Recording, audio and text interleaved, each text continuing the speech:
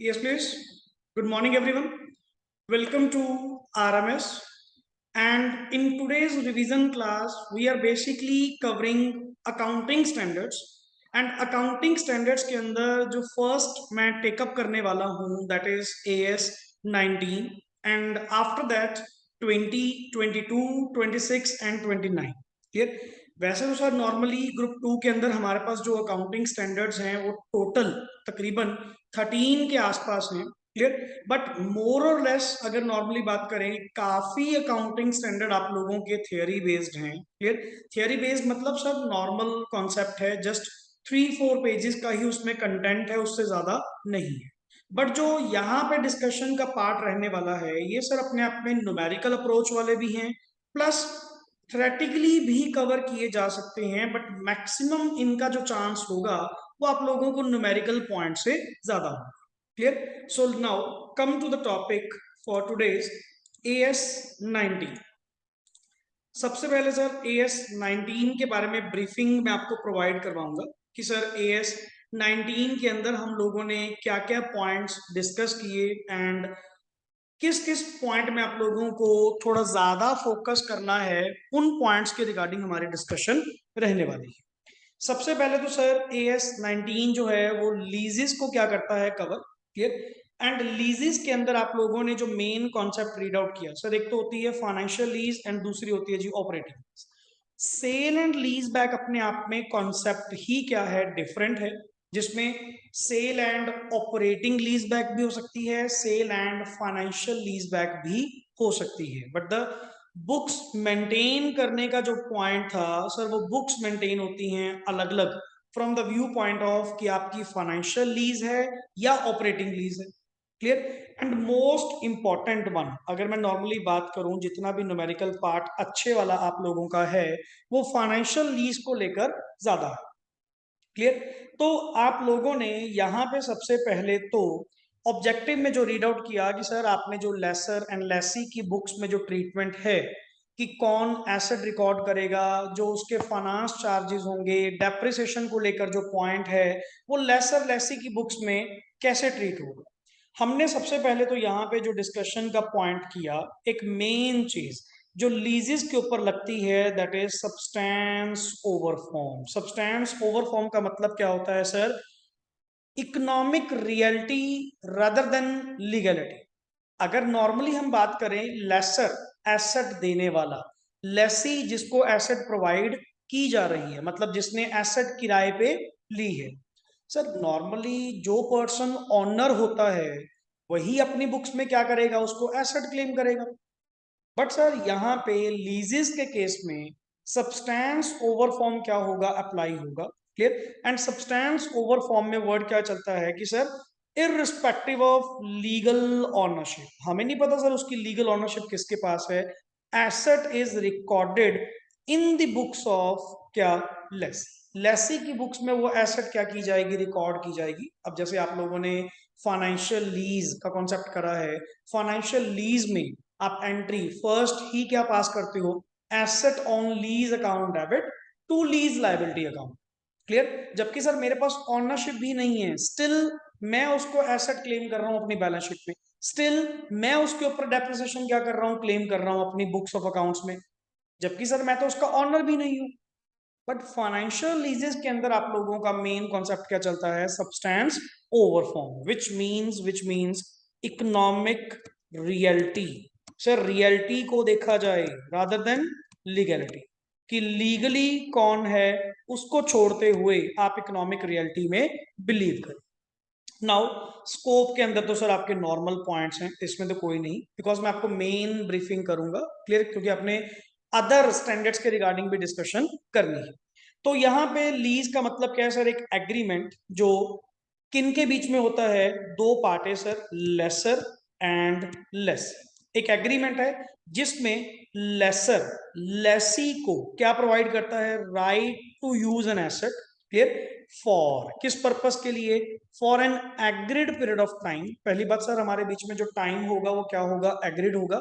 Late it B for 1 year, 2 year, 3 year. अच्छा, कई बार तो सर आप ज्यादा टर्म के लिए भी ले सकते हो, कोई दिक्कत नहीं है सर, मे बी 10 साल, 20 साल, 50 साल, तो वहां पे वर्ड चलता ही क्या है, लीजेस। एंड क्या लिखा हुआ है, अ सिंगल पेमेंट और may be a series of payment. हो सकता है सर आप लमसम पेमेंट कंपनी को पे आउट कर दो, या maybe year by year, monthly by monthly, जैसा आप लोगों के बीच में क्या हुआ होगा, एग्रीमेंट हुआ होगा। देखो सर, डेफिनेशन ने आपको बिल्कुल नहीं बताया कि कौन सी लीज अपने आप में फाइनेंशियल होगी एंड कौन सी लीज अपने आप में ऑपरेटिंग लीज होगी। यहाँ पे एज सच कुछ भी मेंशन नहीं है। तो आपने यहाँ पे जो क्वेश्चन मार्क का रिप्लाई लिया कि sir how could we identify that कि the particular lease is financial lease और ऑपरेटिंग लीज, तो यहाँ पे सर डेफिनेशन में आप लोगों ने पॉइंट का रीड आउट किया। देखो sir, lessor right to use an asset provide कर रहा है टू द लेसी, और लेसी उसके बदले में सीरीज ऑफ पेमेंट और maybe single payment. The point is that क्या जो right to use an asset आपको प्रोवाइड किया गया वो विद रिस्क एंड रिवॉर्ड किया गया या विदाउट रिस्क एंड रिवॉर्ड किया गया, जो इंसिडेंटल टू ओनरशिप होते हैं। अगर तो विद रिस्क एंड रिवॉर्ड किया गया, आपको जो राइट दिया गया विद रिस्क एंड रिवॉर्ड दिया गया, देन सर अल्टीमेटली आप लोगों ने यहां पे क्या कहा, sir if substantial risk and rewards incidental to ownership is with, अगर विद लेसी हैं, मतलब आपने राइट टू यूज के साथ क्या दिया, रिस्क एंड रिवॉर्ड भी दिए, देन सर वो लीज अपने आप में क्या है, फाइनेंशियल लीज। अदरवाइज वो लीज अपने आप में क्या है, operating lease. And there are some other indicators also, not only this कि जस्ट रिस्क एंड रिवॉर्ड आप लोगों ने देखना है, वहां पे सर आपको कुछ और इंडिकेशंस भी मिलेंगी, जैसे ट्रांसफर ऑफ ओनरशिप होना। ये सारे इंडिकेटर्स, इन नीचे दिए गए जो आपके इंडिकेटर्स हैं, ये आपको क्या आइडेंटिफाई करवाएंगे कि जो लीज है वो आप लोगों की कौन सी लीज है, फाइनेंशियल लीज है।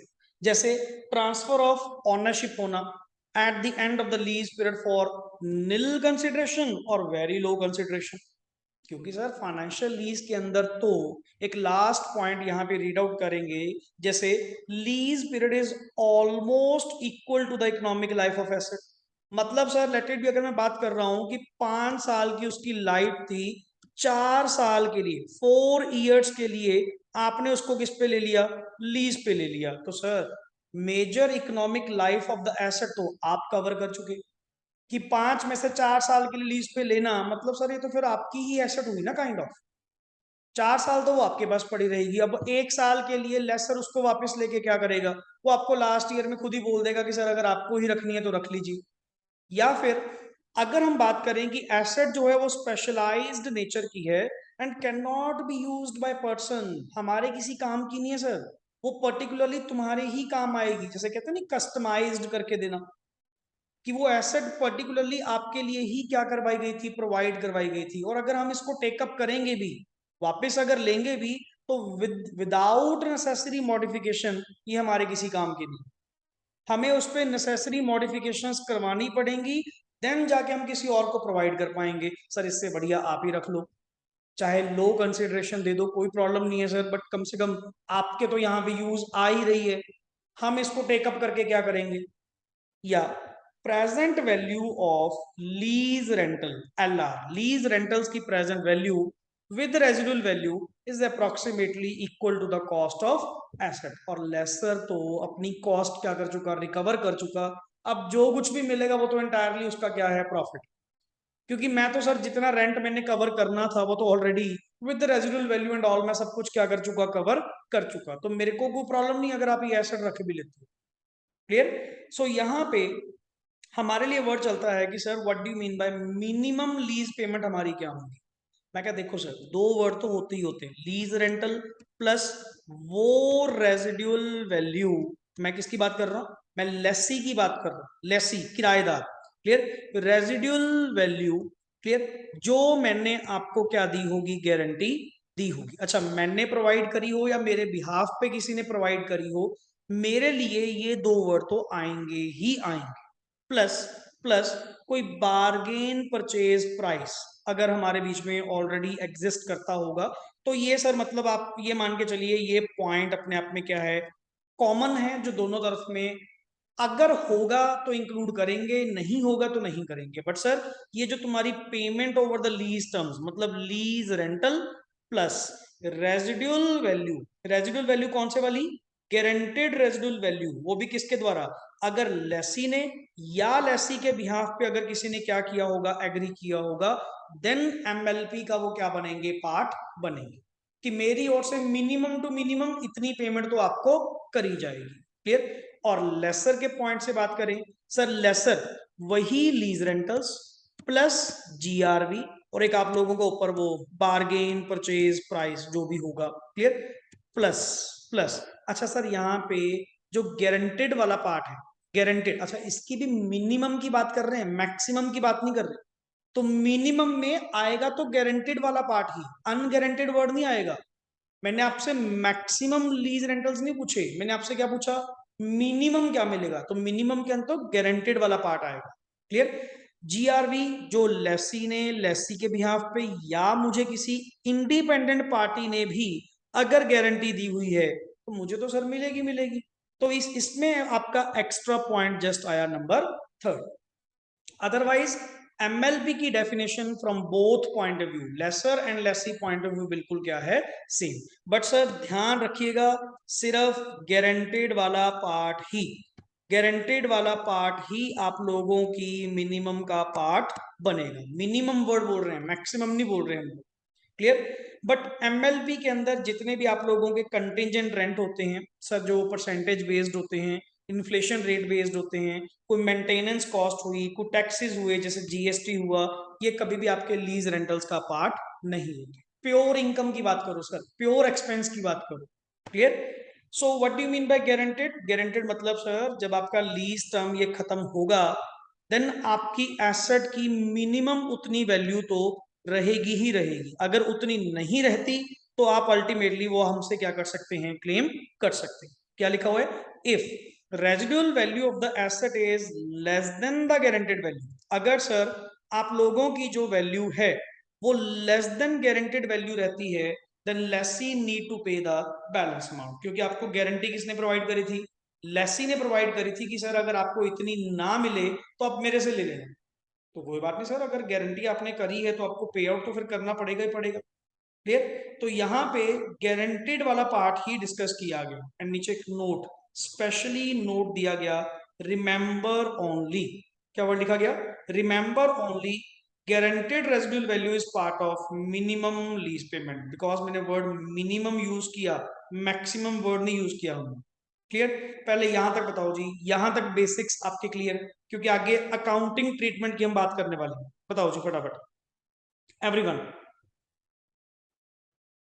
चलिए नेक्स्ट आगे अकाउंटिंग ट्रीटमेंट को लेकर sir, accounting treatment of financial lease from the Lesi point of view. Sir main तो लेसी की बुक्स ही होती हैं, लेसर के केस में तो हमें कुछ करना ही नहीं है ऑलमोस्ट। क्योंकि वैसे भी लीज आप लोगों की कौन सी है, फाइनेंशियल। तो नेचुरली फाइनेंशियल लीज में तो एसेट भी कौन रिकॉर्ड करेगा, लेसी रिकॉर्ड करेगा। इवन लीज रेंटल्स भी किसने पे करने हैं, लेसी ने पे करने हैं। इंटरेस्ट को एक्सपेंस कौन बुक करेगा, लेसी बुक करेगा। डेप्रिसिएशन कौन चार्ज करेगा, लेसी चार्ज करेगा। तो सर फाइनेंशियल के अंदर तो लेसी का ही मेन व्यू पॉइंट है। क्लियर? लेसर की बुक्स में तो जस्ट आप लोगों के लिए एक पॉइंट जो क्वेश्चन बनता है, that is unearned finance income. Clear? जो इंपॉर्टेंट क्वेश्चन आप लोगों के लिए यहां पे है क्लियर, फाइनेंशियल लीज के अंदर, वो आप लोगों का क्या है कि लेसर के लिए अनअर्न्ड फाइनेंस इनकम निकाल के दीजिए कि टोटल पूरे लीज टर्म के अंदर आप लोगों का इंटरेस्ट पार्ट कितना होगा। Finance income means interest part आप लोगों का कितना बुक करेंगे वन बाय वन। तो पूरे टोटल लीज टर्म का वो निकाल के दीजिए। सिंपल सर, ग्रॉस इन्वेस्टमेंट में से नेट इन्वेस्टमेंट माइनस कर दीजिए, आप लोगों की अनअर्न्ड फाइनेंस इनकम निकल आएगी। तो वो डिस्कस करेंगे सर, पहले अपन यहाँ पे कर लें एक बार कि एंट्रीज आप लोगों ने क्या रिकॉर्ड की डिफरेंस के पॉइंट से। सबसे पहले तो asset on lease account debit to lease liability, and यहाँ पे स्पेशली स्टार दिया गया किस बात को लेकर, क्योंकि यहाँ पे एक न्यूमेरिकल आप लोगों का बनता है कि लेसी की बुक्स में, लेसी की बुक्स में आप कितनी वैल्यू रिकॉर्ड करेंगे। तो यहाँ पे सर सबसे पहले तो यहां पे आपने क्या देखा सर, अमाउंट वो रिकॉर्ड होगी या तो फेयर वैल्यू ऑफ एसेट और प्रेजेंट वैल्यू ऑफ, एक्चुअली यहां पे लीज रेंटल आना चाहिए, क्लियर, लीज रेंटल्स, क्योंकि एमएलपी तो दोनों का टोटल होता है ना, clear, lease rentals plus GRV जो हमारी ओर से उनको देने ही देने हैं हम लोगों ने, विच एवर इज लोअर। अब आप कहेंगे सर प्रेजेंट वैल्यू का मतलब क्या हुआ? अरे जो लीज रेंटल्स हैं, जो गारंटेड वैल्यू है, वो तो ईयर एंड्स पे है, और बेसिकली ये आप लोगों को क्या गिवन होगी सर? एक फ्यूचर वैल्यू गिवन होगी। तो मैंने फ्यूचर वैल्यू के बेसिस पे थोड़ी डिसाइड करना है, हम आज की डेट में डिसाइड कर रहे हैं कि उस एसेट की फेयर वैल्यू, आज की फेयर वैल्यू कितनी है, और लीज रेंटल्स को डिस्काउंट करने के बाद, प्रेजेंट वैल्यू में निकालने के बाद, हम कंपेयर करेंगे कि जो दोनों में से क्या होगा, कम होगा, उतने पे हम अपनी एसेट को क्या करेंगे, रिकॉर्ड करेंगे। और अगर तुम्हारे कोई इंस्टॉलेशन एक्सपेंसेस हुए होंगे तो सर उन एक्सपेंसेस को भी आप कैपिटलाइज कर सकते हो। And if any expenses are incurred on lease then such expenses will be paid and capitalised to the asset. मतलब इसको वर्ड हम बोल सकते हैं कैपिटलाइजेशन, क्लियर, कि जितने भी एक्सपेंडिचर आप लोगों ने उस लीज को लेकर, उस एसेट को लेकर, इंस्टॉलेशन को लेकर आपने करे होंगे, वो आपने क्या कर देने हैं, सिंपली एसेट में डेबिट कर देने, क्लियर, जिसकी एंट्री आप क्या पास करेंगे, asset on lease account debit to cash. Yes, on payment of instalment या डाउन पेमेंट एंट्री एक ही रहेगी, क्योंकि ऊपर वाली एंट्री में हमने एसेट ऑन लीज डेबिट करके उतने पैसे की लीज लायबिलिटी हमने क्या कर ली थी, क्रिएट कर ली थी। तो जितना जितना पार्ट आप लोग पे करते जाएंगे, simply sir lease liability account debit to bank, चाहे वो इंस्टॉलमेंट है, चाहे वो फर्स्ट डे की डाउन पेमेंट है, क्लियर, वहां से माइनस होता जाएगा। एंड डे बाय ईयर आप लोग इंटरेस्ट या फाइनेंस चार्जेस क्या करेंगे, चार्ज करेंगे। लेसी है, लेसी के लिए इंटरेस्ट कॉस्ट है, एक्सपेंस है। तो सर एंट्री के पास होगी फाइनेंस चार्जेस अकाउंट डेबिट, और मैंने कौन सा डायरेक्टली आपको अलग से पे करने हैं, मैं तो लीज लायबिलिटी के अंदर मर्ज करता जाऊंगा, वहां से इंस्टॉलमेंट की तरह series of payment one by one, year by year आपकी पे होती रहेगी, क्लियर। तो entry is finance charges account debit to lease liability. Next is depreciation, हम ही क्लेम करेंगे क्योंकि एसेट को मैंने अपनी बुक्स में डेबिट किया। अच्छा, यहाँ पे ध्यान रखना कि आप मेथड कौन सा यूज करते हैं, एसएलएम यूज करते हैं या डब्ल्यूडीवी यूज करते हैं, तो अकॉर्डिंग टू द क्वेश्चन आपको यहाँ पे चार्ज करनी है।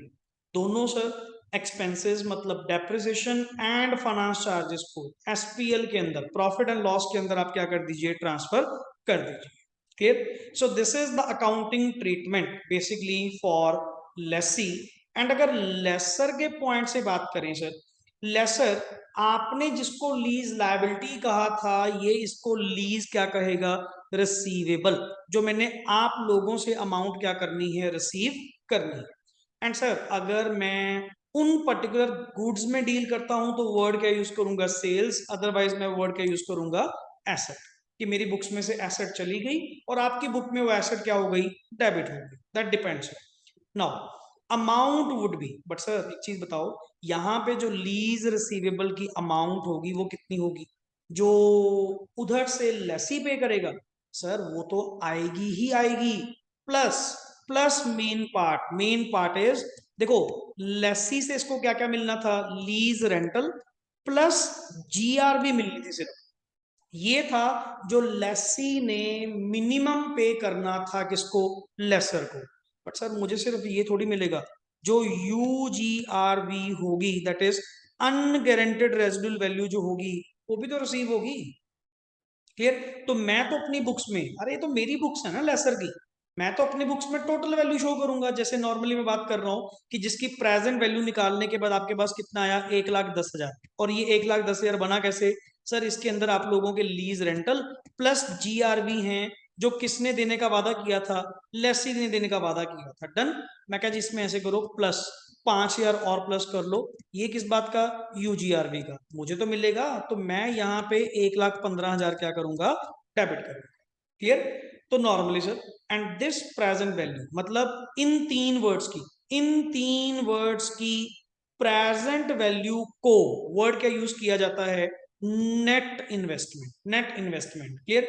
और अगर इनको ग्रॉस लिया जाए, ग्रॉस मतलब सर इनकी फ्यूचर वैल्यू को, ये तेरा मेन क्वेश्चन है जो भी डिस्कस कर रहा हूं आपके साथ, इनकी फ्यूचर वैल्यू को, क्लियर, अगर तीनों को टोटल किया जाए तो basically that becomes the part of gross investment. And sir वो जो आप न्यूमेरिकल बोल रहे थे ना, अनअर्न्ड फाइनेंस इनकम, वो यही gross investment minus net investment के बराबर है। अगर इसको मैं थोड़ा अलग करके लिखूं, यहाँ पे ग्रॉस इन्वेस्टमेंट बताओ जी क्या बना, LR plus GRV plus UGRV। अच्छा, इसको वर्ड ना इन दोनों को TRV भी बोल सकते हो, that is total residual value, clear, में से माइनस PV ऑफ, इन तीनों की PV, LR plus GRV plus UGRV, clear. मतलब इन्हीं की टोटल वैल्यू में से इनकी प्रेजेंट वैल्यू को माइनस करना, that is the unearned finance income. अरे वैसे भी सर एक बात बताओ, तुम्हारी future value and present value के बीच में जो डिफरेंस होता है वो किस चीज का डिफरेंस होता है? इंटरेस्ट का ही तो होता है, जिसको तुम डिस्काउंट फैक्टर बोलते हो। तो मैंने भी आपसे क्या क्लिक किया, क्या पूछा गया कि मुझे इंटरेस्ट इनकम निकाल के प्रोवाइड किए जाए, क्लियर? हाँ जी, समझ गए? चलिए, on charging of interest lease receivable account debit to finance income, मेरी तो सर इनकम है ना, तो नॉर्मली मैं तो अपनी इनकम बुक करूंगा उसको, और डायरेक्टली तो नहीं मिलेगी, बट लीज रिसीवेबल अकाउंट में हम क्या करते जाएंगे, डेबिट करते जाएंगे कि जो हमने आपसे रिसीव करनी है, clear? Next is and collection of lease rental transfer to PL, depreciation is not charged by the lessor in the financial leases. और जितने भी एक्सपेंस हुए होंगे मैं ऑर्डिनरी एक्सपेंसेस की तरह उसको क्या करूंगा, बुक करूंगा, clear? And disclosure requirement sir आपके बिल्कुल क्या है, सेम है, उस दोनों में कोई भी फर्क नहीं है, नॉर्मल पार्ट की तरह। यहां तक बताइए जी पहले तो लेसी की बुक्स में, क्योंकि नेक्स्ट आगे तो चलो आपकी जस्ट एग्जांपल्स हैं, लेसी एंड लेसर की books for the financial lease में आपका यहां तक कोई डाउट? देखो वन बाय वन चलते रहो, तभी नेक्स्ट ऑन आप कॉन्सेप्ट मेरे साथ साथ चलते रहेंगे। यहां तक बताइए पहले को डाउट, एवरीवन फटाफट जल्दी। Arpita, Sambhav, Tushar, Aman, no Yukti, sir. चले जी next. No sir. Numerical no जितने भी आप लोगों के इस कॉपी में हैं, स्पेशली बोल रहा हूं, कॉपी का कोई न्यूमेरिकल आप लोगों ने छोड़कर नहीं जाना, बिकॉज ये आप लोगों के बेसिक्स हैं, कंसेप्चुअल क्लैरिटी वाले हैं, और इनको देखने में इतना टाइम आप लोगों को नहीं लगेगा। एंड AS में मैं आपको पहले बता दूं, अकाउंटिंग स्टैंडर्ड्स में कोई क्वेश्चन इंपॉर्टेंट नहीं, सारे के सारे क्वेश्चन हमारे इक्वल वेटेज वाले हैं, क्लियर? एंड ऑलरेडी जो आप लोगों ने पहले सॉल्व किए, जो क्लास के अंदर भी हमने सॉल्व किए, मेन डिस्कशन पार्ट में आप लोगों के सारे कवर्ड हैं। स्कैनर का एक एक क्वेश्चन, स्कैनर या वर्ड बोल सकते हो मॉड्यूल, क्लियर? मॉड्यूल का ईच एंड एवरी क्वेश्चन आप लोगों का करा हुआ होना चाहिए, क्लियर? क्योंकि AS में हम किसी भी बात का कोई रिस्क नहीं लेंगे, प्योरली बता रहा हूं, कोई रिस्क नहीं लेंगे। यहां पे ईच एंड एवरी क्वेश्चन आप लोगों का कवर होना चाहिए, क्योंकि सर मेरे ग्रुप 2 के अंदर तकरीबन तकरीबन 30 मार्क्स के, ज्यादा हो सकते हैं 35 तक जा सकते हैं, बट 30 मार्क्स की वेटेज आप लोगों का कौन रखेगा? प्योर अकाउंटिंग स्टैंडर्ड्स रखेंगे। तो इसमें कोई भी किसी तरह की आप लोग लीनियंट मत होना, यहां पे ईच एंड एवरी क्वेश्चन आप लोगों का होना चाहिए। और मैंने आपको पहले बताया, चाहे वो आप लोगों का मॉड्यूल है या आप लोगों का वो क्या है, स्कैनर है, क्लियर? देखो 90% क्वेश्चन आप लोगों को हमेशा क्या मिलते हैं, सेम मिलते हैं, क्लियर? तो या तो कम से कम कंप्लीट स्कैनर कर लीजिए ताकि आप लोगों का each and every question cover हो, क्लियर? फिर भी एक बार मॉड्यूल पे नजर जरूर कर लेना। एंड कोई डाउट है किसी क्वेश्चन में है, क्योंकि मोस्टली रेपिटेटिव मिलेंगे, मोस्टली कोई नया क्वेश्चन आपको बहुत रेयर चांस होगा, ये थियरी वगैरह में मिलते रहते हैं, न्यूमेरिकल में चांसेस बहुत कम होंगे, क्योंकि वही क्वेश्चंस आप लोगों के स्कैनर प्लस किसमें है, मॉड्यूल में। एटलीस्ट ये दो आइटम्स को आपने करके जानी ही जानी, क्लियर? तो AS में गलती से भी आप ये मत कह देना कि सर इसमें से इंपॉर्टेंट मार्क करवा दीजिए, कौन कौन से क्वेश्चन देख के जाने हैं हमारे लिए sir, each and every question. Topics में चल जाता है, चैप्टर्स में चल जाता है कि हाँ चलो आपको थोड़ा सा वेटेज वाइज बता दिया कि ये क्वेश्चन थोड़ा अच्छा चल रहा है या ये आ सकता है, बट AS में ऐसी कोई गलती मत, क्लियर? तो यहाँ पे तुम्हारे ये सिंपल सिंपल से टॉपिक्स क्लियर। यहाँ पे जस्ट आपने एक वैल्यू निकालना और याद रखना GRV जो होती है वो लास्ट ईयर के अंदर ही प्लस कर देना, या कुछ स्टूडेंट इसको ऐसे अलग से भी लिख देते हैं, बट उस पर डिस्काउंट फैक्टर ध्यान से थर्ड ईयर वाला ही लगाना अगर आप अलग से लिखते हैं तो, नहीं तो टोटल 35 पे ही सेम फैक्टर लगा दीजिएगा। क्लियर, नहीं तो अदरवाइज मोस्टली गलती छोटी छोटी सिली मिस्टेक्स जो होती हैं वो यही पॉइंट्स को लेकर होती है। ये क्वेश्चन इंपॉर्टेंट है सर, ये जरूर वंस आप लोग देखकर जाएंगे, ये from both view point of view था। एंड प्लस इसमें अनअर्न्ड फाइनेंस इनकम की एग्जांपल आपके पास है कि सर अनअर्न्ड फाइनेंस इनकम कैसे निकलेगी। तो आपके सामने अगर नॉर्मली चेक कर सकते हैं आप लोगों की, पहली बात तो टोटल LR कितनी है सर, आपने बताया था इसका फॉर्मूला क्या होता है, gross investment minus net investment. Gross investment बताना जी कितनी है यहाँ पे, 5 लाख तो लीज रेंटल्स हैं, GRV प्लस UGRV 40,000, मतलब ग्रॉस इन्वेस्टमेंट 5,40,000। इन सब की मतलब PV ऑफ 540 आप लोग यहाँ पे निकालेंगे, जो यहाँ पे आंसर आएगा that is your unearned finance income. Next page पे आपको बता सकता हूँ यहाँ पे सर, जो 3,44,940 है ये तो लेसी की बुक्स में जाएगा, क्योंकि इसमें क्या क्या है, इसमें LR प्लस GRV है। क्लियर। और अगर हम बात करें किसके व्यू पॉइंट से, अगर हम बात करें सर लेसर के व्यू पॉइंट से, ये दो आइटम्स तो ठीक हैं, साथ में UGRV की भी प्रेजेंट वैल्यू आपको करनी होगी। क्लियर। तो यहाँ पे सर आपके पास नेट इन्वेस्टमेंट कितनी आ रही है, 354,880, और उन दोनों का difference gross minus net investment आप लोगों का क्या है, unearned finance income. Yes, unearned finance income में बताओ जी, कोई डाउट, क्योंकि सर इंपॉर्टेंट न्यूमेरिकल है। No sir. Simply just present value and future value. अब ध्यान रखना लेसी की बुक्स में LR प्लस GRV, और लेसर की बुक्स में LR plus GRV plus UGRV, वो तीनों को रिकॉर्ड करेगा और वो दो को रिकॉर्ड करेगा। क्लियर। तो ultimately next is operating lease. Operating lease में सर आपको नॉर्मली पता है कि अकाउंटिंग ट्रीटमेंट की अगर हम बात करें, in operating lease the lease rentals are treated as income first of all or expense for the lessor and the lessee respectively. For lease rental amount to be transferred to PL in the straight line method unless any other method is more systematic। क्योंकि sir अगर कोई आपको लगता है कि और कोई systematic pattern आपके पास है जो बेनिफिट्स को अच्छे से रिफ्लेक्ट कर सकता है तो आप वो मेथड यूज करिए, अदरवाइज स्ट्रेट लाइन मेथड के अकॉर्डिंग टू ही आप अपने लीज रेंटल्स को एक्सपेंस या इनकम, डिपेंड करेगा ना, लेसी के लिए एक्सपेंस, लेसर के लिए इनकम। क्लियर। और अगर कभी ऐसे डिफरेंसेस आते भी हैं अमाउंट ट्रांसफर करने में, कोई बात नहीं सर, एक लीज इक्वलाइजेशन रिजर्व के अंदर वो अमाउंट क्या कर दीजिएगा, ट्रांसफर। देखो सिंपल सी बात, मैंने आपको पहले भी बताया था कि लेटेड भी आप लोगों ने डेप्रिसिएशन चार्ज करनी है। आपकी टोटल एसेट की वैल्यू कितनी है, 1 लाख। देखो सिंपल सी बात, चाहे तुम SLM यूज करो या WDV यूज करो, आपकी टोटल अमाउंट ऑफ डेप्रिसिएशन जितने भी साल हैं, मान लो 5 साल हैं या जितने भी हैं, डेप्रिशिएट तो 1 लाख ही होगा ना, किसी साल ज्यादा किसी साल कम। तो वो जो डिफरेंस होगा वो लीज इक्वलाइजेशन रिजर्व के थ्रू, ऐसे ही लीजेस के अंदर कभी अगर आप लोगों का डिफरेंस आएगा भी, जैसे मान लीजिए आपको 10 लाख रुपए की इनकम मिलनी है, अब बुकिंग तो टोटल 10 लाख ही होगी ना, मे बी किसी साल ज्यादा हो किसी साल कम हो, तो उस डिफरेंस को जो है वो लीज इक्वलाइजेशन रिजर्व के अंदर आप सेटल कर सकते हो। क्लियर। तो जो कि हमारे नॉर्मली सिलेबस का पार्ट नहीं है। क्लियर। यस, अकाउंटिंग एंट्रीज की अगर हम बात करें, यहां पे सर पहली बात तो ये लेसी की बुक्स हैं जी और ये लेसर की बुक्स हैं। लेसी के लिए lease rental expense to bank, और वो क्या यूज करेगा, bank account debit to lease rental. Depreciation अब हम चार्ज नहीं करेंगे, ऑपरेटिंग लीज है, लेसर ही अपनी बुक्स पे अपनी एसेट पे डेप्रिसिएशन चार्ज करेगा।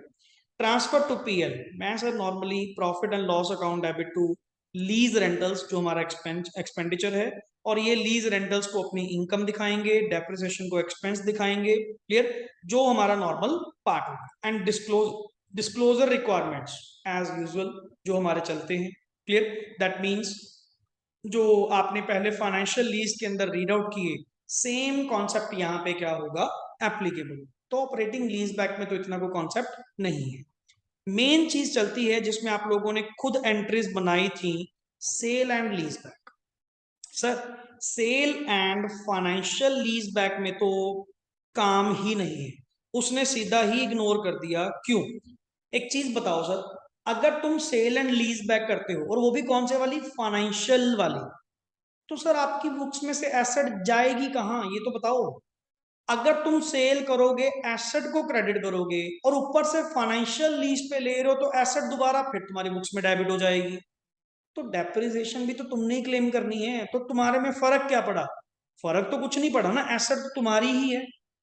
तो फाइनेंशियल लीज बैक में आपको कोई फर्क नहीं है।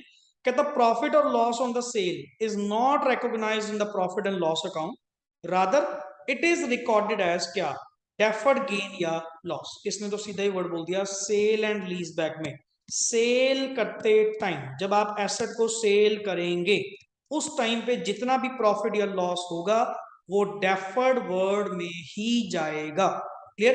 डेफर्ड गेन और loss in the balance sheet and amortised over the lease term.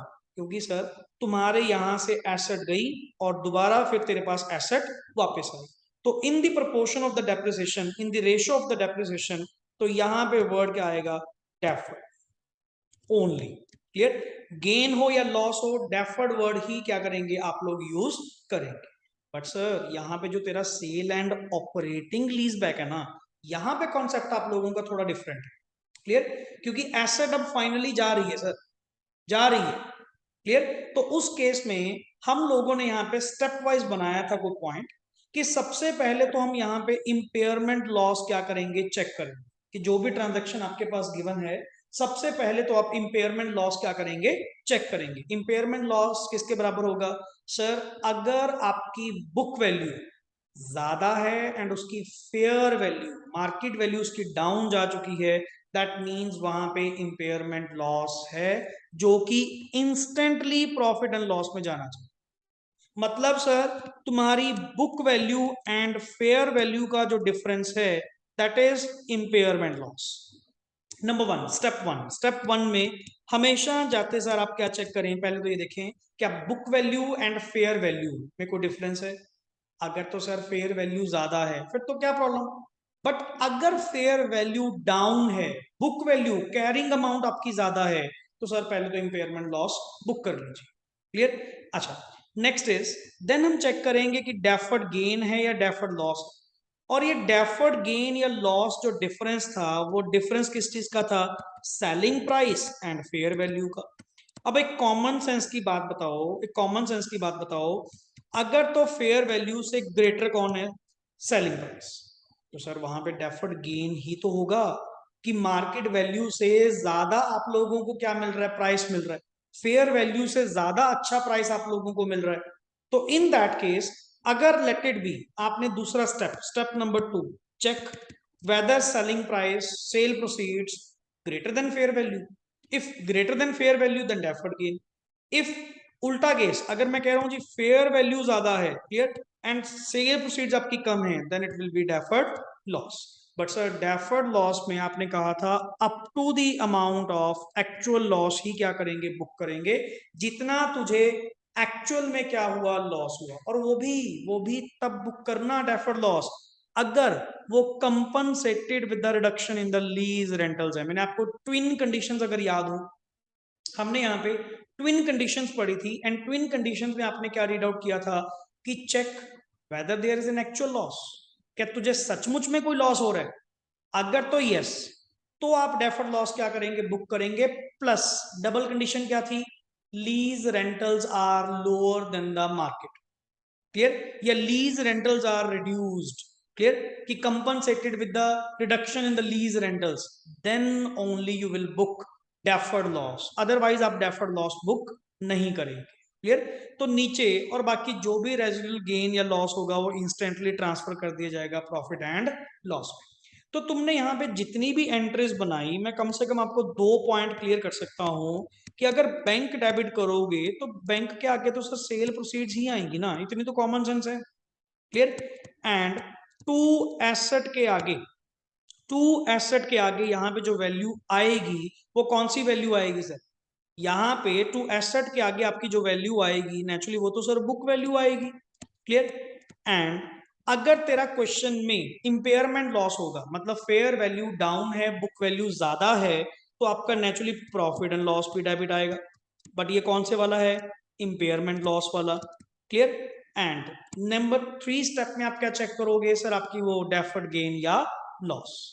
तो अगर थोड़े से लॉजिकली चलोगे ना, वन बाय वन चलोगे, तो तेरी नीचे दी गई जितनी भी एंट्रीज है ना, हर केस में तेरी एंट्री तेरे को क्या मिलने वाली है? सेम मिलने वाली, सही मिलने वाली है।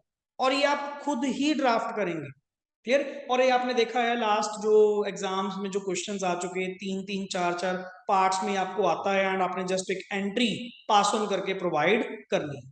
थोड़ा सा लॉजिकली चल, लॉजिकली। तो इसमें मैं आपको दोबारा कहूंगा, यहाँ पे अगर आपने कोई चीज करनी भी है तो यहाँ पे केस नंबर 6 एंड 7 जरूर करिएगा जिसमें डेफर्ड लॉस का पॉइंट है। क्लियर। अब नॉर्मली यहाँ पे देख, डायग्राम में सिंपल सी बात, फेयर वैल्यू आपकी कितनी है sir? 1 lakh. And book value कितनी है आपकी? 90,000। मतलब सर यहाँ पे आप लोगों का पहली बात तो हमने वर्ड क्या कहा था कि सर अगर बुक वैल्यू ज्यादा है एंड फेयर वैल्यू कम है देन इंपेयरमेंट लॉस होगा। ये तो सर उल्टा चीज है, फेयर वैल्यू ज्यादा है एंड बुक वैल्यू कम है। और दूसरा आपने क्या कहा था कि सर अगर सेल प्रोसीड्स कम है और फेयर वैल्यू ज्यादा है तो वहां पे क्या होगा? डेफर्ड लॉस होगा। बट सर एक्चुअली एक बात बताओ, क्या मुझे किसी बात का एक्चुअली लॉस हो रहा है? मैं तो अगर नॉर्मली बात करूं, आप कह रहे हो सर 1 लाख वाली 95 में सेल कर, गलत।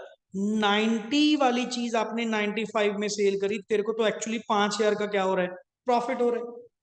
क्लियर। तो यहाँ पे जब तुझे एक्चुअली कोई लॉस ही नहीं हुआ तो किस बात का डेफर्ड लॉस बुक करेंगे? तो ट्विन कंडीशंस को हमेशा यहाँ पे क्या करिएगा? चेक करिएगा कि अगर एक्चुअल लॉस है, लीज रेंटल्स लोअर हैं, तो वहां पे क्या होगा? ट्विन कंडीशन मतलब दोनों होनी चाहिए, सिंगल नहीं, दोनों। क्लियर। तो 6 एंड 7 केस आप यहाँ पे जरूर एक बार देखिएगा, ये अच्छा पॉइंट है। क्लियर। नेक्स्ट तो सर अपने आप में क्या थे? बिल्कुल सिंपल। बताओ जी, अब आप लोगों के AS19 को लेकर कोई डाउट्स बताइए? यस प्लीज, फास्ट, क्योंकि इसके बाद जस्ट आप लोगों को 10 to 15 मिनट्स लगेंगे आप लोगों की स्क्रीनिंग के लिए, ये क्लास के बाद, कि आप जस्ट इसको ओवरव्यू जरूर लिएगा एंड क्वेश्चंस इसके जो हैं वो जरूर आज की आज आप डन करिएगा, सो दैट कि जो रिवीजन आप लोगों ने करी है वो आप लोगों को एक फ्रूटफुल हो बेसिकली। यस बताइए जी, अमन, अर्पिता, संभव, हाँ एनी सर। डाउट? चले आगे, AS20। Yes sir. चलिए जी, सो AS20 के अंदर आप लोगों का जो कॉन्सेप्ट है that is all about EPS को लेकर, अर्निंग पर शेयर को लेकर। सर टॉपिक अपने आप में इजी है, बट थोड़ा सा अगर नॉर्मली इसको देखा जाए हार्डसमनेस को लेकर, न्यूमेरिकल के कारण, क्योंकि इसमें वैरायटी ऑफ क्वेश्चंस आपके पास आ जाते हैं, राइट शेयर का कॉन्सेप्ट, बोनस का कॉन्सेप्ट, क्लियर, एमेल्गमेशन के केस में, या बेसिक EPS कैसे निकाला जाएगा, और एक सबसे बढ़िया डाइल्यूटेड EPS के केस में आप लोगों को क्या करना है। क्लियर। तो मैं एक ब्रीफिंग, शॉर्ट ब्रीफिंग आपको 1 by 1 सारी प्रोवाइड करूंगा, अच्छे से एक बार सुन लीजिएगा एंड जो भी आप लोगों के डाउट्स होंगे साथ के साथ आप टेकअप कर सकते हैं। पहली बात तो AS20 आप लोगों को क्यों प्रोवाइड किया गया? सर AS20 जो आपको प्रोवाइड किया गया ताकि हम आपको for the computation of EPS कुछ प्रिंसिपल्स, कुछ गाइडलाइंस हम आपको प्रोवाइड कर सके, सो दैट कि आप अपनी फाइनेंशियल स्टेटमेंट्स की जो प्रेजेंटेशन है, EPS को जो आपने प्रेजेंट करना होता है on the face of PL, कि basic EPS and diluted EPS आपकी कंपनी का कितना है, क्लियर, वो रिपोर्ट करने के लिए हम आपको गाइड करेंगे कि for the calculation of EPS क्या क्या कंसीडर करना है एंड कैसे करना है। क्लियर। तो यहां पे सर स्कोप में अगर हम बात करें, सबसे पहले तो clear, this standard is not applicable to all entities, but sir however SMC मतलब small medium size companies, non corporate entities falling in the level 2 and 3 में नॉट डिस्क्लोज, मतलब आपको थोड़ी सी एग्जम्पशन जो दी गई है वो किस पॉइंट को लेकर दी गई है कि अगर आप मतलब इनमें फॉल करते हैं तो आपको डाइल्यूटेड ईपीएस रिपोर्ट करने की जरूरत नहीं है। और अगर एंटिटी आपकी कंसोलिडेटेड फाइनेंशियल स्टेटमेंट प्रेजेंट कर रही है देन ईपीएस कंसोलिडेटेड अर्निंग्स पे ही आपको निकालना होगा, नॉट स्टैंड अलोन। जब आप सीएफएस बना रहे हो भाई, कंसोलिडेटेड बना रहे हो, तो अर्निंग्स भी आपको कंसोलिडेटेड बेसिस पे ही क्या निकाल कर देनी होगी, ईपीएस प्रोवाइड करनी होगी। क्लियर? डेफिनेशन में सर पूरा का पूरा टॉपिक जो है डाइल्यूटेड का, वो एक ही वर्ड के ऊपर डिपेंड करता है, पोटेंशियल इक्विटी शेयर्स। मतलब सर ये इक्विटी नहीं है। क्लियर? ये आज की डेट में इक्विटी नहीं है, बट इनके अंदर पोटेंशियल है। किस बात का पोटेंशियल? कि ये इक्विटी में कन्वर्ट हो सकते हैं। मतलब नेक्स्ट ऑन डेट्स को, कल को कभी भी ये इक्विटी शेयर्स में जा सकते हैं। और मे बी सर ये कोई फाइनेंशियल इंस्ट्रूमेंट है। इंस्ट्रूमेंट का मतलब क्या हुआ? मे बी सर ये जैसे कोई डिबेंचर्स हैं जिसको तुम कन्वर्टिबल डिबेंचर बोलते हो, कोई प्रेफरेंस बोलते हो, या बॉन्ड्स बोलते हो, ये तो इंस्ट्रूमेंट हुए ना। या कोई अदर कॉन्ट्रैक्ट है। कॉन्ट्रैक्ट में कौन कौन आया सर? लाइक ईसोप का हुआ, कोई लोन का हुआ। क्लियर? या मे बी कोई शेयर वारंट्स के हुए। मैक्सिमम आपके पास यही चीज तो आती है। क्लियर? तो इनके तहत जो पर्सन होल्डर है ऐसे इक्विटी शेयर्स का, ऐसे इंस्ट्रूमेंट्स का, पीईएस का, इनको एंटाइटल और मे एंटाइटल, इनके पास एंटाइटलमेंट है या ये एंटाइटल्ड होंगे कि ये जो होल्डर हैं ये अपने इन इंस्ट्रूमेंट्स की मदद से, इन कॉन्ट्रैक्ट की टर्म्स की मदद से अपने आप को इक्विटी शेयर में कन्वर्ट करवा सकते हैं। तो डाइल्यूटेड होने का कारण ही यही बनेंगे। नहीं तो सर बेसिक ईपीएस जो है वो तो आज की डेट में जो इक्विटी एग्जिस्ट करती है वहीं से निकलती है ना। और यहां पे जो तुम बात कर रहे हो ये किसकी बात कर रहे हो? जो कल को इक्विटी में कन्वर्ट हो सकते हैं बट आज की डेट में नहीं है, जिनके अंदर पोटेंशियल है, कैपेबिलिटी है कन्वर्ट होने की, बट ये आज की डेट में इक्विटी नहीं है। नेक्स्ट इज, तो एग्जांपल्स के तौर पे जो आपने अभी ऊपर रीड आउट किया सर, बेसिक ईपीएस में आपने जो फॉर्मूला रीड आउट किया, सबसे पहले तो अर्निंग्स एट्रीब्यूटेबल टू इक्विटी वालों के लिए, वो अर्निंग्स जो इक्विटी वालों के लिए बचती हैं। मतलब इससे पहले पहले किन किन का सर? अपना डिबेंचर होल्डर्स वालों का बॉन्ड्स का इंटरेस्ट, गवर्नमेंट का टैक्स, एंड इवन प्रेफरेंस वालों का डिविडेंड निकालने के बाद जो कुछ लास्ट में बचेगा। एंड प्लीज, रिजर्व्स को जो ट्रांसफर करते हो ना वो भी इक्विटी वालों का ही होता है, सिर्फ प्रेफरेंस का डिविडेंड माइनस करके जो बचा, जो अर्निंग बची, वो सारी की सारी किसकी होती है? इक्विटी वालों की। और डिवाइड बाय ऐसा नहीं कि 31 मार्च को जितने शेयर्स पड़े थे उठा के सब उससे कर दिया।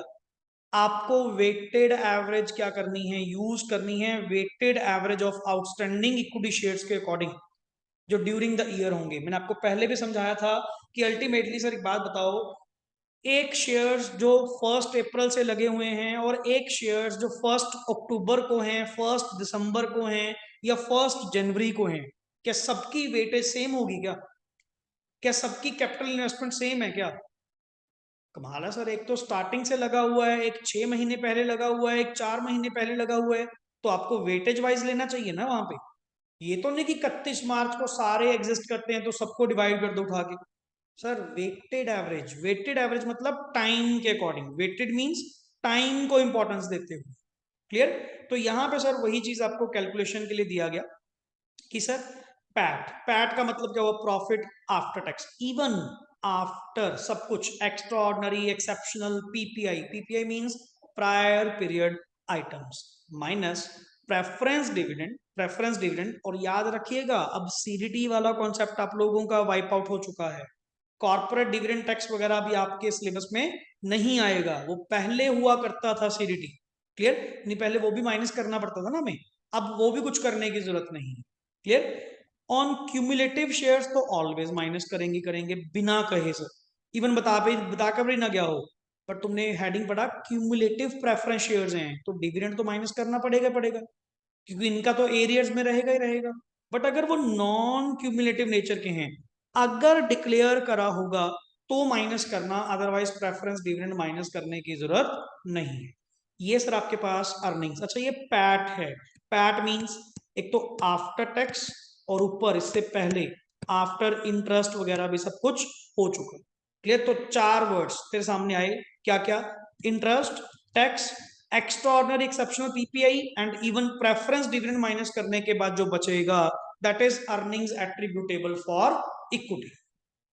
क्लियर? नेक्स्ट इज, अब EPS is to be disclose for each class on the face of means sir जो प्रॉफिट एंड लॉस बनाते हैं यहां पे on the face of PL front page पे, इवन चाहे नेगेटिव क्यों ना हो। क्लियर? EPS should be calculated, clear, before EOI and after EOI. ये आपने कॉन्सेप्ट करा था, इवन न्यूमेरिकल्स में भी आपके पास पड़ा है। किस बात को लेकर कि सर अगर ईओआई कोई आइटम गिवन है तो आपको वहां पे दोनों रिपोर्ट करने होंगे, बिफोर ईओआई भी एंड आफ्टर ईओआई भी करना होगा। How to calculate weighted average of outstanding equity shares? Yes please. तो यहाँ पे मैं क्लियरली यहाँ पे वन बाय वन जितने पॉइंट्स आएंगे सारे क्लियर कर देता हूँ। वेटेड एवरेज का मतलब है सर टाइम पीरियड बेस्ड, कि जो एवरेज आप लोगों को करनी है वो टाइम पीरियड बेस्ड करनी है। क्लियर? जैसे आपको पहले बता चुका कि जो 12/12 होंगे वो वैसे रहेंगे, जो 6 मंथ की वेटेज है तो 6/12, 4/12, 3/12 जैसा भी होगा। And bonus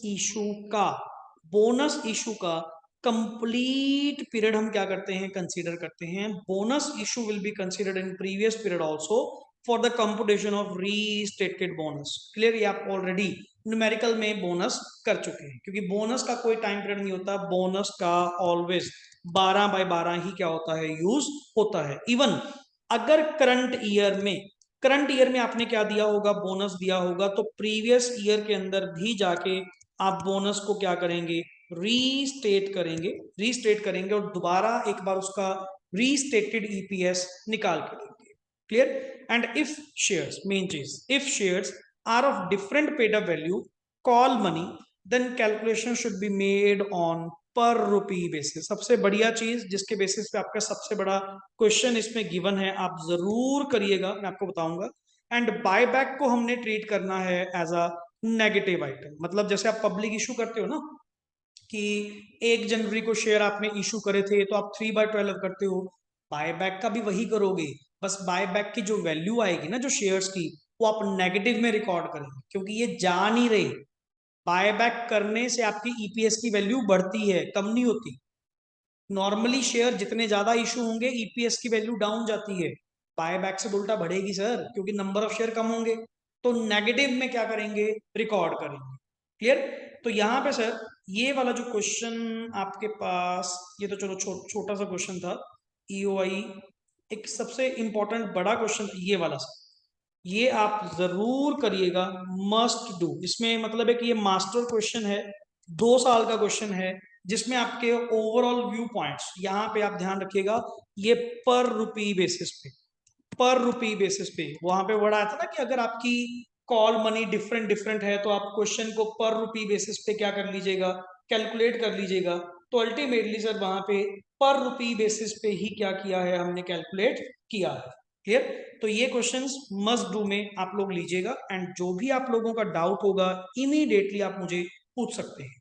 clear? या अगर आप देखना चाहो तो आप देख सकते हैं अभी के अभी, क्योंकि सर नेक्स्ट आगे फिर आपके लिए डाउट्स रहेंगे। मैं फिर आगे बोनस एंड राइट इशू का डिस्कस करूंगा। 5 मिनट लीजिए, ये क्वेश्चन अभी के अभी यहाँ पे देखिए फटाफट। ये एक मास्टर क्वेश्चन है जो आप लोगों के अभी तक के पार्ट को डिस्कस करेगा, ध्यान रखिएगा, करिए सॉल्व फटाफट जल्दी। देखो एक स्क्रीनिंग करो।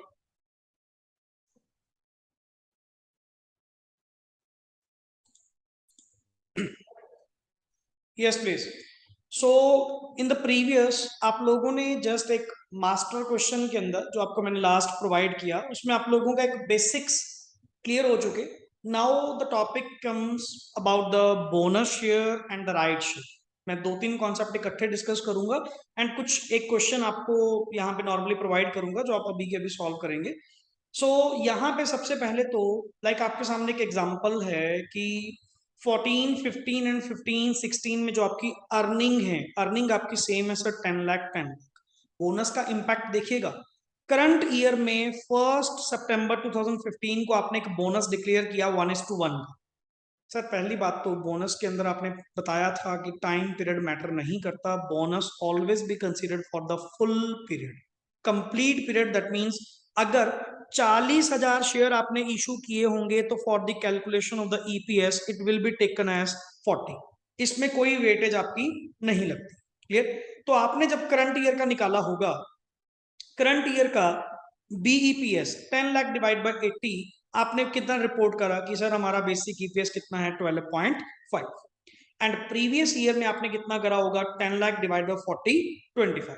अब नॉर्मली सर हर पर्सन इस ईपीएस को देखने के बाद एक बार तो चक्कर खा जाएगा, किस बात को लेकर कि सर पहले मेरा प्रीवियस ईयर में कितना ईपीएस था 25 रुपए, आज मेरा ईपीएस कितना है 12.5, तो हम तो पहले से बहुत डाउन गए।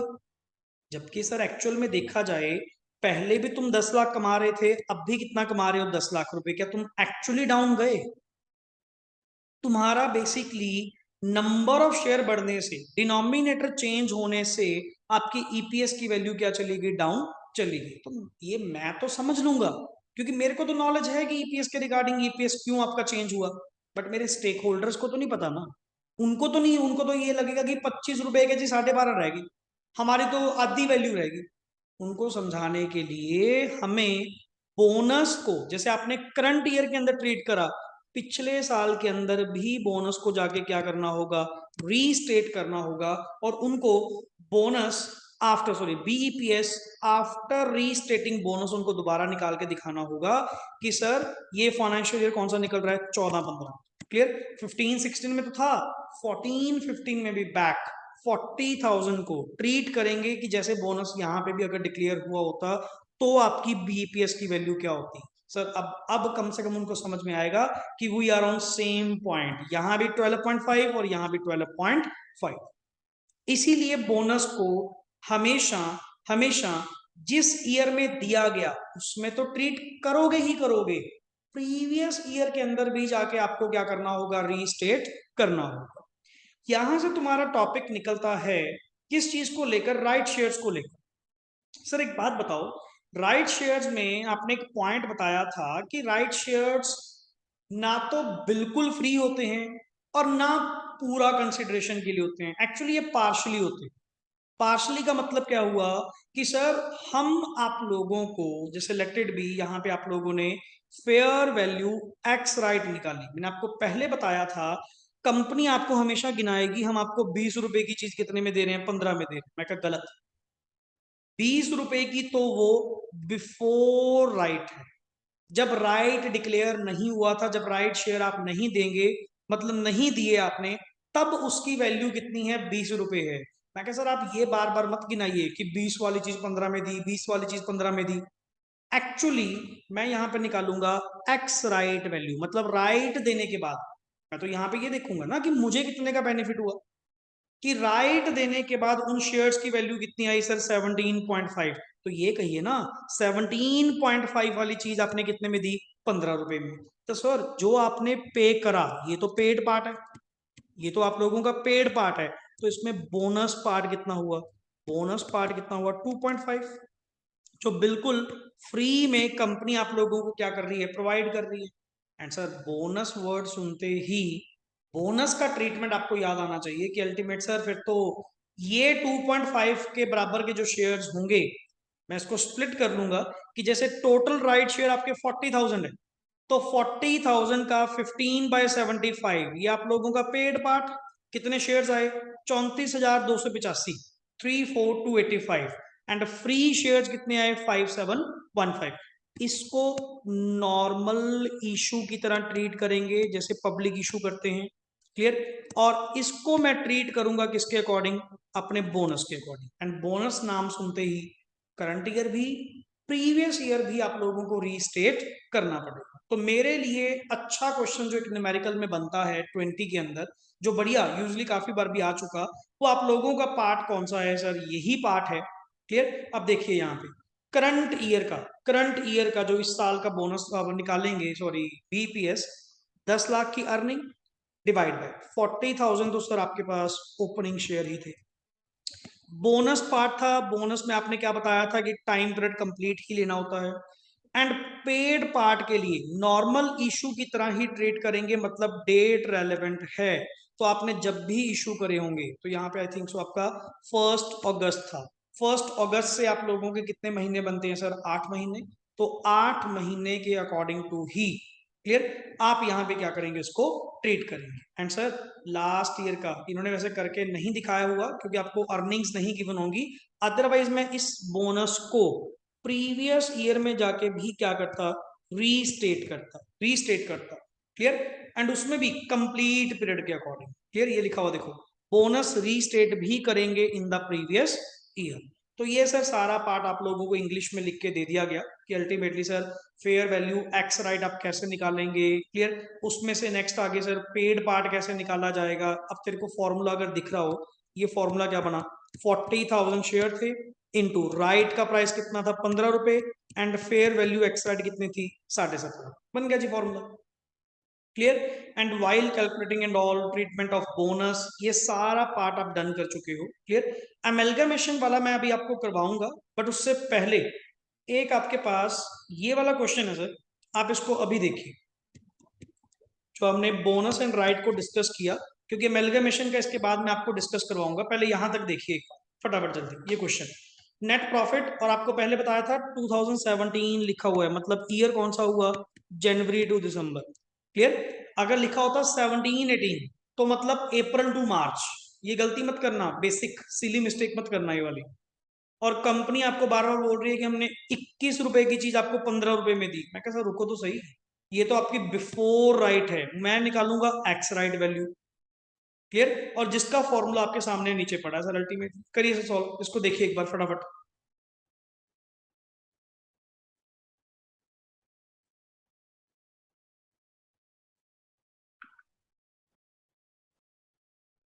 एंड इसमें बोनस रीस्टेटमेंट का भी पॉइंट आप लोगों के पास आएगा, क्योंकि आपको 2 साल की अर्निंग्स गिवन है,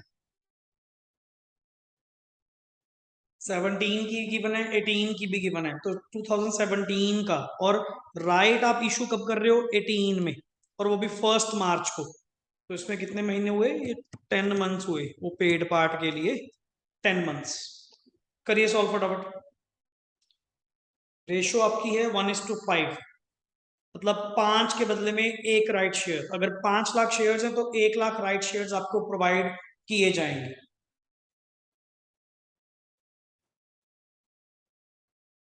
देखो जी फटाफट जल्दी।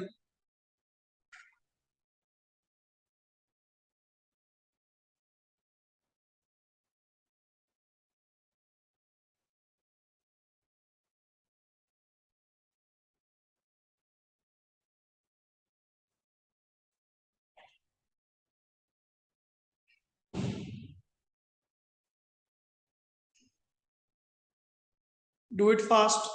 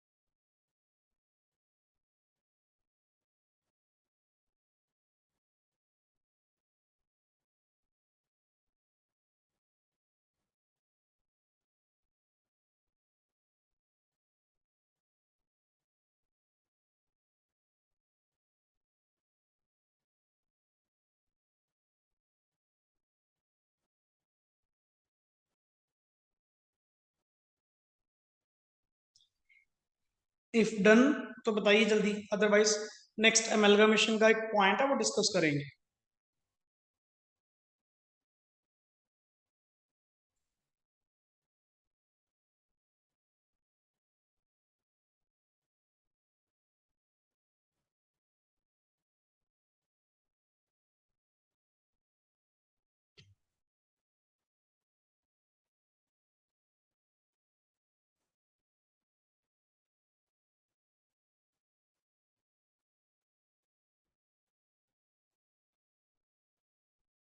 हाँ जी डन।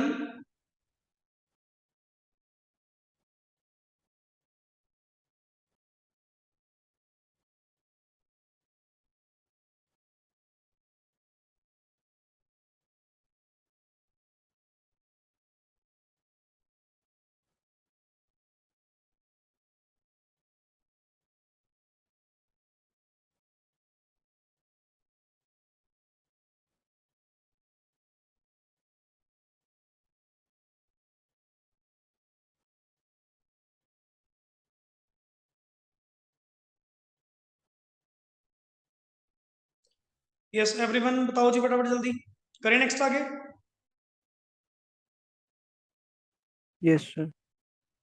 चलिए जी, यहाँ पे सर, अच्छा ये तो रेपिटेशन में ही था, सेम क्वेश्चन दोबारा एक और, मतलब आपके पास 3 क्वेश्चंस हो चुके इसके रिगार्डिंग राइट शेयर्स वाले, एंड मॉड्यूल में भी स्कैनर में भी आपको क्या मिलने वाले हैं, सेम मिलने वाले हैं। क्लियर। ये टॉपिक्स आपको वैसे देखने में क्या लगते हैं, बड़े लगते हैं, क्योंकि क्वेश्चंस भी आप लोगों ने कॉपी पे ही साथ के साथ क्या किए हुए हैं, डन किए हुए हैं। अदरवाइज अगर नोटिंग की बात करें, नोटिंग तो आपकी जस्ट 5-6 पेजेस की है इसमें, और इससे ज्यादा नहीं है। अब यहाँ पे अमेल्गमेशन में आप लोगों ने पॉइंट का रीड आउट किया था कि सर जितने भी शेयर, जैसे ए लिमिटेड ने बी लिमिटेड को क्या करा, टुक ओवर करा ऑन 1 अगस्त 2015 को। क्लियर। इन दैट केस यहाँ पे आपने पढ़ा हुआ है कि अमेल्गमेशन की जो नेचर है वो सर 2 अलग अलग होती हैं। एक होती है in the nature of purchase, clear, and एक नंबर 2 है in the nature of merge. दोनों में से आपने क्या पढ़ा, परचेज के केस में सर डेट रेलेवेंट होती है। क्लियर। डेट रेलेवेंट है कि अगर आपने 1 अगस्त को टुक ओवर करा तो जितने भी नंबर ऑफ इक्विटी शेयर आपने उनको दिए होंगे फॉर द अमेल्गमेशन। क्लियर। जैसे shares issued on take over कितने हुए, 50,000, तो आप सर यहाँ पे 50,000 के साथ डेट मल्टीप्लाई करेंगे, मतलब टाइम फैक्टर लगाएंगे, और यहाँ पे सिर्फ और सिर्फ यहाँ पे हम अपने प्रॉफिट्स ही उठाएंगे। मेरे प्रॉफिट्स कितने थे, profit of A limited 10 lakh, क्योंकि मैंने उनके सिर्फ और सिर्फ एसेट लायबिलिटी टेक ओवर करी थी, प्रॉफिट एंड लॉस उनका टेक ओवर मैंने नहीं करा था। ये परचेज है, मर्जर नहीं। क्लियर।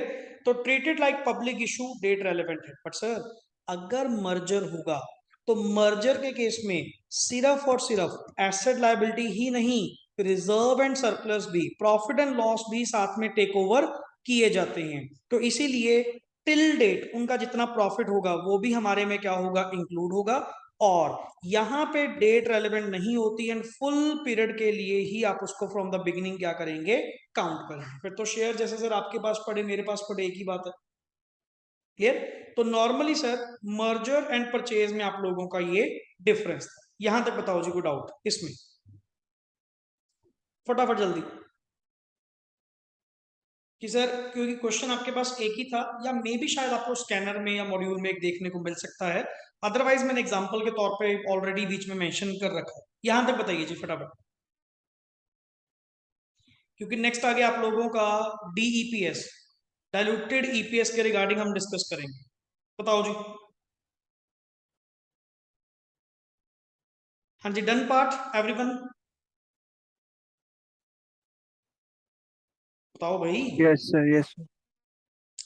चलिए जी, डाइल्यूटेड ईपीएस में से डेफिनेशन पॉइंट्स मैं आपको पहले बता चुका कि डाइल्यूटेड ईपीएस का जो पॉइंट है वो जस्ट एंड जस्ट सिर्फ पोटेंशियल इक्विटी शेयर्स के कारण है, क्योंकि वो शेयर्स जो आने वाले टाइम में इक्विटी में कन्वर्ट हो सकते हैं, बट वो इक्विटी नहीं है, आज की डेट में इक्विटी नहीं है, बट उनके अंदर पोटेंशियल है। और सर अगर जिनके अंदर पोटेंशियल होगा तो वो तो मेरे ईपीएस को क्या करेंगे, डाइल्यूट करेंगे, क्योंकि अगर न्यूमिरेटर बढ़ता गया, न्यूमिनेटर अगर सॉरी डिनोमिनेटर अगर बढ़ता गया, नंबर ऑफ शेयर अगर आपके इंक्रीज होते गए, अल्टीमेट मेरी तो सर अर्निंग्स अगर वहीं की वहीं हैं, और डिनोमिनेटर बढ़ता जा रहा है, नंबर ऑफ शेयर्स बढ़ते जाएंगे, तो मेरा तो सर नेचुरली ईपीएस क्या करेगा, डाइल्यूट करेगा। बट जरूरी नहीं होता कि हर पोटेंशियल इक्विटी शेयर आप लोगों के लिए डाइल्यूशन ही लेकर आए, जरूरी नहीं है। क्योंकि सर नॉर्मली एक थोड़ी कॉमन सेंस की सिंपल सी बात करो बाय फील, कि सर जैसे आप लोग डिबेंचर्स की बात कर रहे हो, बॉन्ड्स की बात कर रहे हो, क्लियर, अगर ये कल को इक्विटी में कन्वर्ट होंगे तो सिर्फ नंबर ऑफ शेयर थोड़ी इंक्रीज होंगे, अर्निंग्स में तो भी आपका फर्क पड़ेगा। मैं कहा जी वो कैसे, क्यों सर, एक बात बताओ, जो आपकी अर्निंग्स एट्रीब्यूटेबल टू इक्विटी होती हैं उनमें आपने इंटरेस्ट ऑलरेडी क्या करा होगा, माइनस करा होगा। क्लियर। तो अल्टीमेटली उसी के अकॉर्डिंग आप लोगों का टैक्स पे भी फर्क आया होगा। तो सर आप ये भी तो समझो ना, अगर लेटेड भी 10 लाख के डिवेंचर हैं, 12% वाले डिवेंचर हैं, अगर ये कल को किसमें जाएंगे, इक्विटी में जाएंगे, तो भाई साहब तुम्हारा इंटरेस्ट भी तो बचेगा। 10 लाख का 12% कितना हुआ, जो साल का 1/20, 1,20,000 आप क्या दे रहे थे, इंटरेस्ट पे कर रहे थे, तो वो जाना बंद नहीं हो जाएगा क्या? आप जरूरी थोड़ा कि हर केस में ये कहेंगे नहीं जी नहीं सर, पोटेंशियल इक्विटी शेयर तो हमेशा क्या होते हैं, डाइल्यूटिव ही होते हैं। नहीं नहीं नहीं नहीं, डाइल्यूशन तुमने चेक करनी है कि वो डाइल्यूट करेंगे या नहीं करेंगे। अब कुछ पोटेंशियल इक्विटी शेयर ऐसे होते हैं जो उल्टा बेनिफिट लेकर आते हैं आप लोगों के लिए, एंटी डाइल्यूटिव निकलते हैं। तो इसीलिए तो मैंने आपको कहा कि यहाँ पे हम स्टेप वाइज चलेंगे सर। हाँ, जो प्योर डाइल्यूशन वाले हैं ना, प्योर डाइल्यूशन वाले जो हैं, मैं आपको पहले क्लियर कर दूं यहाँ पे वर्ड। सर प्योर डाइल्यूशन में कौन आते हैं, एक तो आप लोगों का शेयर वारंट, जिसमें सर आना कुछ नहीं है, सिर्फ जाएंगे ही जाएंगे, मतलब ये प्योर तेरे नंबर ऑफ शेयर को ही क्या करेगा, इंक्रीज करेगा। और सबसे पहले लाइन में कौन होंगे डाइल्यूशन में, ये, क्योंकि इसका इंक्रीमेंटल ईपीएस हमेशा क्या होएगा, जीरो, क्योंकि आना तो कुछ है नहीं सर, अर्निंग्स में फर्क तो कुछ भी नहीं पड़ेगा, उल्टा जाएगा ही जाएगा, शेयर्स ही जाएंगे हमारे तो। और नंबर 2 पे डाइल्यूशन में कौन जाता है सर, ईसोप। अच्छा, ईसोप में भी तेरा राइट शेयर्स वाला कॉन्सेप्ट, सर ईसोप भी कुछ पार्ट आप लोगों का पेड होता है एंड कुछ पार्ट आप लोगों का क्या होता है, फ्री। तो एक चीज बताओ, डाइल्यूट कौन करेगा, पेड पार्ट करेगा या फ्री पार्ट करेगा? अरे पेड पार्ट तो तुझे कुछ देकर ही जाएगा, तेरी कंपनी को कैपिटल ही प्रोवाइड करेगा। बट जो ई सोप में फ्री पार्ट होगा, जो ई सोप में क्या होगा, बिल्कुल फ्री पार्ट होगा, फ्री पार्ट तो उल्टा क्या करेगा सर, डाइल्यूट करेगा ना। तो ई सोप का सिर्फ फ्री वाला जो पार्ट है, क्लियर, वो आप लोगों को ये क्या करेगा, ईपीएस डाइल्यूट करेगा। एंड बाकियों के केस में आपको सर चेकआउट करना पड़ेगा वन बाय वन, जैसे डिबेंचर्स के केस में रैंकिंग देनी होगी, preference, bonds, what ever given, clear. तो यहां पे आपका फॉर्मूला क्या बनता है कि सबसे पहले तो सर हम इंक्रीमेंटल ईपीएस निकालेंगे, हर एक ईच पीएस का, और गिनती के तुझे बता रहा हूं 4-5, क्लियर। नंबर 1 शेयर वारंट्स हुए, नंबर 2 ई सोप हुआ, नंबर 3 डिवेंचर हुआ, नंबर 4 प्रेफरेंस हुई, नंबर 5 बॉन्ड्स या लोन एग्रीमेंट। मैक्सिमम इससे ऊपर नहीं आने वाला सर, 5 इंस्ट्रूमेंट भी बहुत होते हैं। मैक्सिमम जो क्वेश्चन आपका बनता है वो 3-4 के आसपास, इससे ऊपर नहीं होगा। डाइल्यूशन यहीं तक चेक करवाई जाएगी आपसे, क्लियर। तो पहले तो हर एक का इंक्रीमेंटल ईपीएस निकालो। Sir what do you mean by incremental EPS? Sir incremental EPS means increase in earnings. Basic को छोड़ दे, अब ये बता अगर इसको कन्वर्ट करता है तो तुझे कोई फायदा होगा, क्लियर। तो वन बाय वन वो भी आपको बताऊंगा, जैसे आपने ऊपर बताया शेयर वारंट का तो जीरो है सर, ई सोप के फ्री पार्ट का भी क्या है, जीरो है सर। डिबेंचर के केस में सर आपका होगा, डिबेंचर के केस में आप क्या लिखते हो, आई 1 - T divide by number of incremental shares, जितने भी आपको शेयर देने पड़ेंगे, क्लियर। तो यहां से आप लोगों का ऐसे ऐसे आप लोगों का इंक्रीमेंटल ईपीएस निकल आएगा, जैसे डिबेंचर्स का, बॉन्ड्स का, लोन का, इवन प्रेफरेंस डिविडेंड का। हाँ, बस प्रेफरेंस डिविडेंड के केस में आप लोगों को यहाँ पे 1 - टी नहीं करना, ध्यान रखना, डिविडेंड के ऊपर टैक्स कौन सा सर, डिविडेंड आपकी एप्रोप्रिएशन की आइटम है, इंटरेस्ट आपका चार्ज आइटम है, तब मैंने 1 - टी करा, क्लियर। तो वो थोड़े बेसिक्स मत भूलना यहाँ पे। एंड वन बाय वन को असेंडिंग ऑर्डर में, इंक्रीजिंग ऑर्डर का मतलब क्या हुआ, असेंडिंग ऑर्डर में आप उनको क्या प्रोवाइड करें, रैंकिंग प्रोवाइड करें, छोटे से बड़े क्रम में, clear. And one by one calculate EPS before EOI item arising from the continuing operations, apply incremental EPS one by one हम अप्लाई करते जाएंगे।